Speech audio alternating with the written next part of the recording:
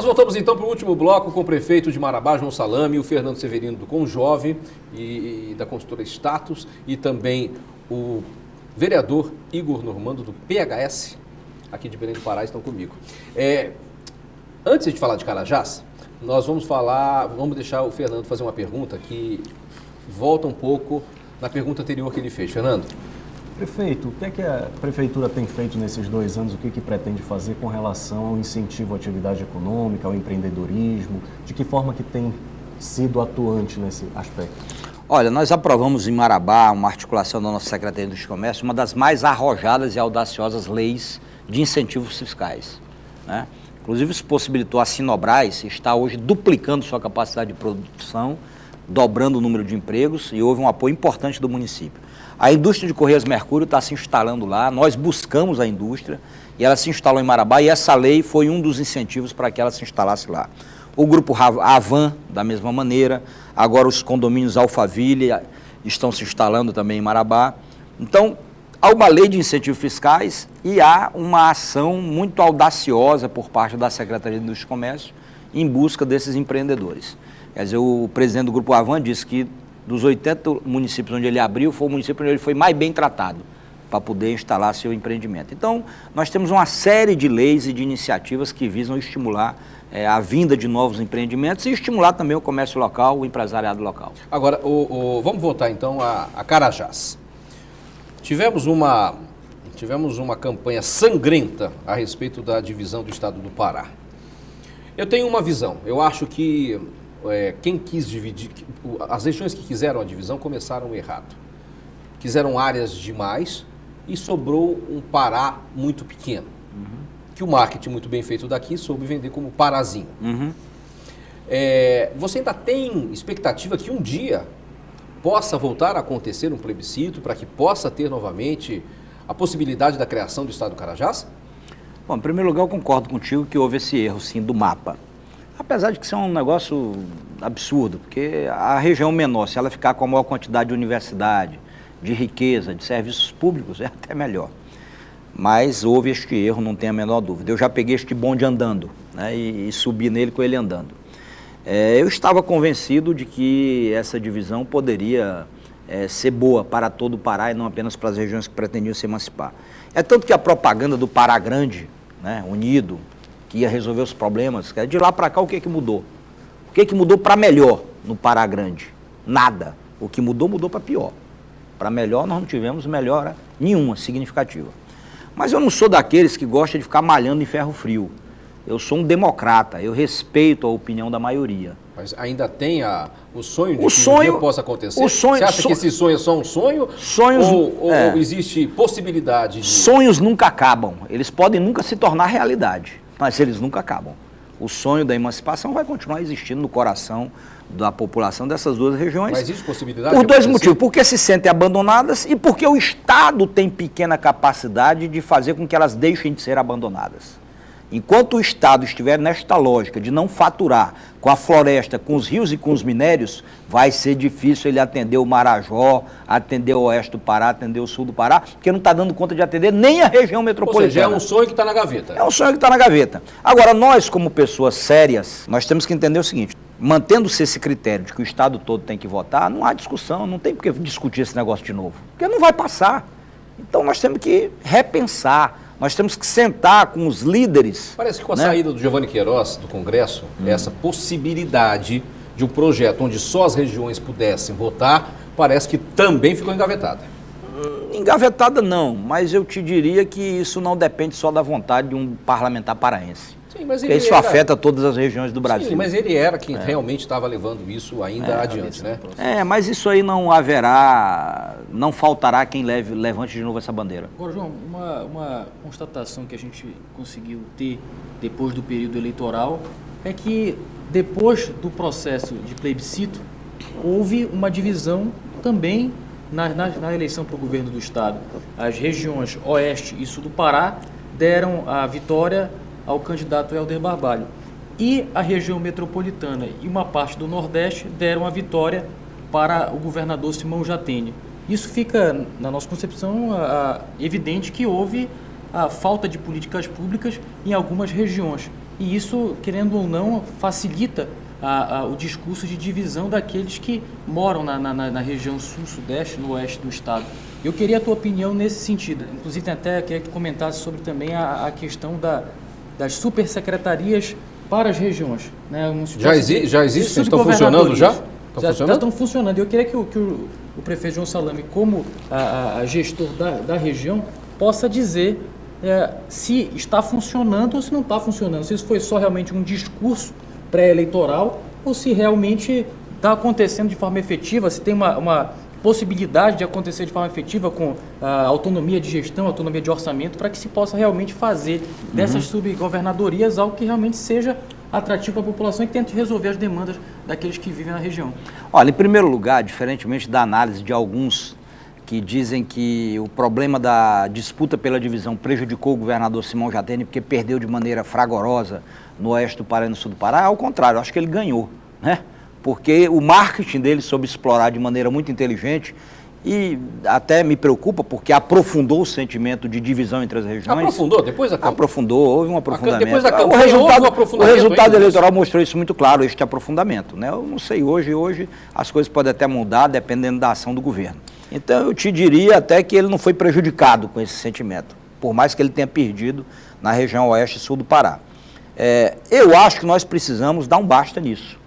Tanto as lideranças do oeste do Pará e do sul do Pará, como as lideranças da capital, têm que parar de estimular esse sentimento de divisão. Então nós temos que sentar, discutir de maneira adulta com as lideranças da capital, com o prefeito da capital, com o governador, com as lideranças de oposição que moram na capital, e a gente chegar a um denominador comum sobre o drama que o Pará vive, que é o fato de as regiões mais distantes sofrem muito o abandono das políticas públicas. Eu não diria nem o oeste do Pará e o sul do Pará, vamos pegar o Marajó. É um absurdo a situação do arquipélago do Marajó. Quer dizer, então nós precisamos de maneira responsável debater sobre isso. Essa questão das subgovernadorias, o que adianta você botar uma subgovernadoria numa região se não tem orçamento para trabalhar? Nem orçamento tem, diminuiu esse ano. Então para que adianta colocar lá? É para dar emprego para mais meia dúzia de políticos, de assessores, de cabos eleitorais e não ter efetividade nenhuma. Quer dizer, então eu acho que está passando da hora. Eu disse isso ao governador logo após o plebiscito, foi uma das últimas conversas que eu tive com ele, antes da gente romper politicamente, que eu iria continuar apoiando o governo dele nas causas que fossem interessantes para a nossa região e que ele deveria chamar um grande encontro reunindo líderes de todas as regiões para a gente debater uma política de unificar o Estado. Você acha que a população consegue entender a política brasileira? Porque, veja bem, Salame, você foi da base do governo do Almir, você foi da base do governo do Jatene no primeiro mandato, aí depois você rompeu com o Jatene teve um outro candidato a prefeito de Marabá, de lá para cá, pelo que você está falando, foi a última vez que você falou com ele, vocês, enfim, já não voltaram a conversar. A população entende esse tipo de coisa na política brasileira? Esse rompe, ata, desata? Lá em Marabá o povo entende, tanto entende que me tirou de 10% das intenções de voto para 57%, porque entendeu que a postura que eu adotei foi a mais correta. Enquanto boa parte dos aliados do governador, que entendiam que era importante aquela emancipação, ficaram calados, né? Eu me expus, apresentei com honestidade, com sinceridade os meus argumentos, nada contra o povo de Belém, sou paraense, nasci em Marabá, meu pai nasceu em Belém, minha mãe nasceu em Igarapé-Miri, quer dizer, Igarapé-Açu, quer dizer, nada contra, né? Muito pelo contrário, tenho grandes amigos em Belém, amo o Pará, adoro açaí, hoje mesmo tomei 2 colheres de açaí já. Então, fiz aquilo por honestidade intelectual, por entender que, honestamente, aquilo era o melhor. E não mudei de lado, não rompi com o governador, porque ele me deu cargo ou não me deu cargo. Eu tive uma postura em função de uma luta, de uma causa, de um sonho de uma região. Foi isso que me levou a afastar do governador. E a população de Marabá e região compreendeu isso plenamente, tanto que me elegeu prefeito, quando ninguém no Pará esperava a nossa vitória. E as expectativas de reeleição? E elegeu meu irmão deputado federal. E as expectativas de reeleição? Porque, veja bem, existem aquele primeiro ano onde tudo é maravilhoso, né? A população acabou de eleger um prefeito, beleza. O segundo ano a coisa começa a pegar.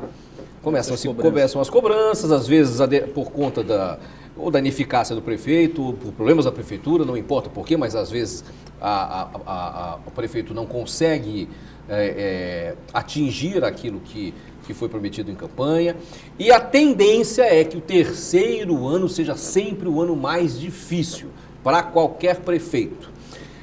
Aí vem o quarto, que já chega o ano da reeleição. O que é que você espera? Você está preparado para essa reeleição? Você certamente terá adversários fortes ali.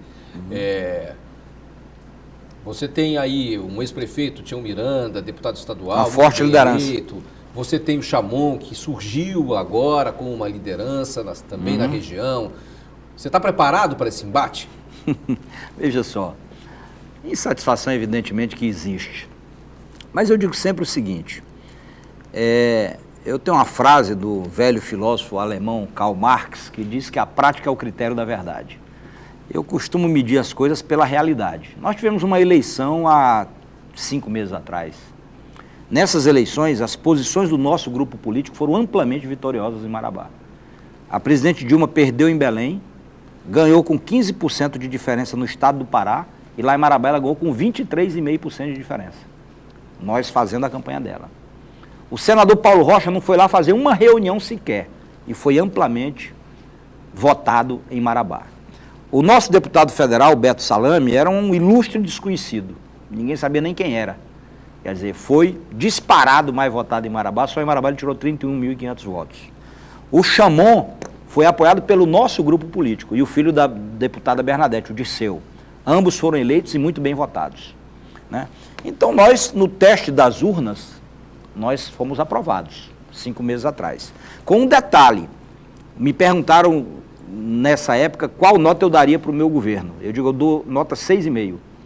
Porque 6 é regular, eu acho que o governo já é melhor do que regular. Mas 7 é bom e eu acho que ainda não é um bom governo. Então eu estou com o pé no chão. Eu sei exatamente o que nós estamos fazendo. Marabá virou um canteiro de obras. Vai em qualquer município do estado do Pará hoje. Qualquer um. Não existe o volume de obra que existe em Marabá.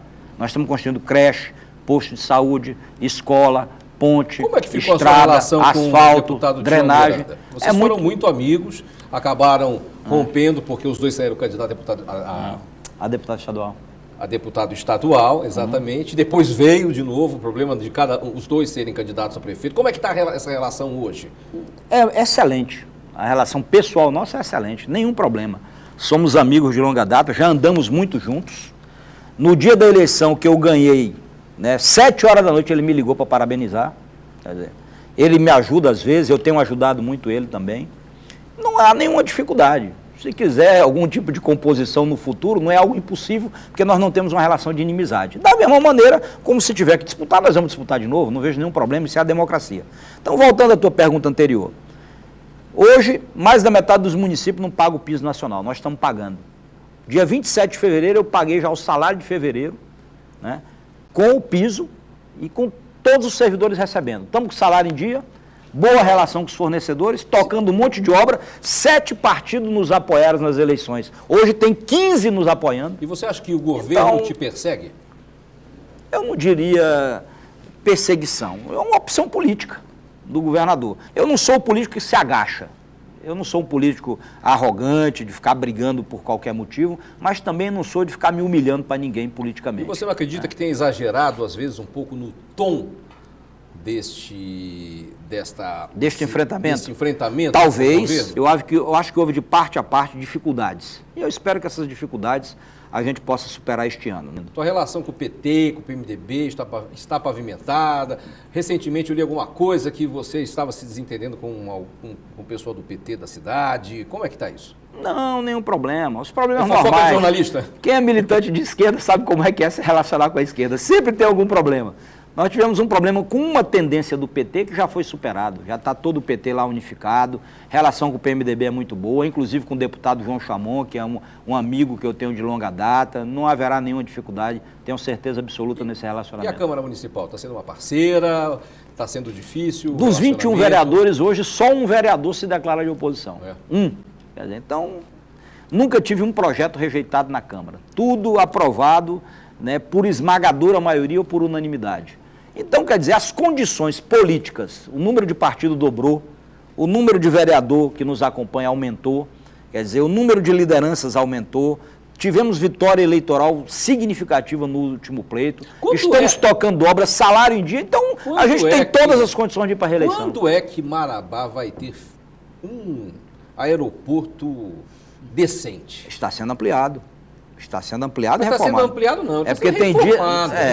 Mas está sendo, tá ficando melhor, tá ficando melhor. Você tem que visitar. Eu já te convidei, você está demorando a ir lá de novo. Já está bem melhor o aeroporto lá. É? Já está bem melhor.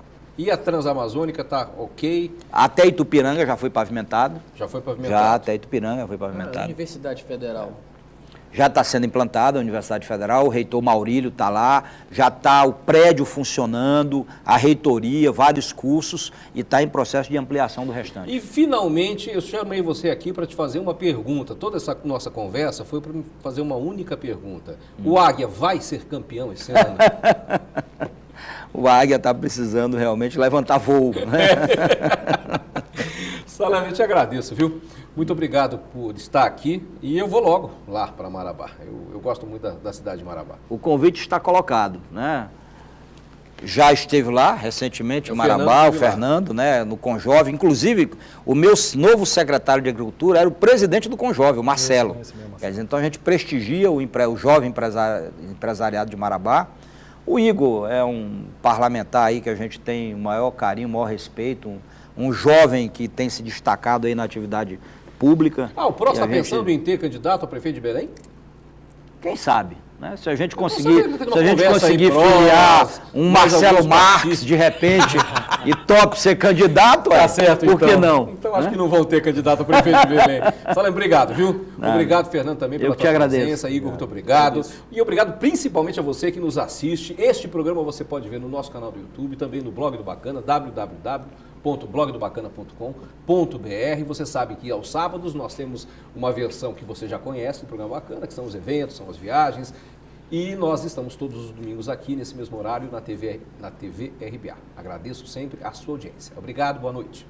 Programa Bacana. Oferecimento. Aspeb Benefícios. Aqui sua vida é mais segura.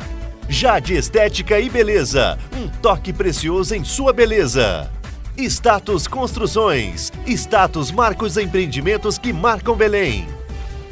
Líder. Você é líder do líder. Eletromóveis, o bom gosto para o seu lar. Big Ben, sua saúde é um Big Ben. Proteção total e amada. Segurança e prêmio para você o tempo todo.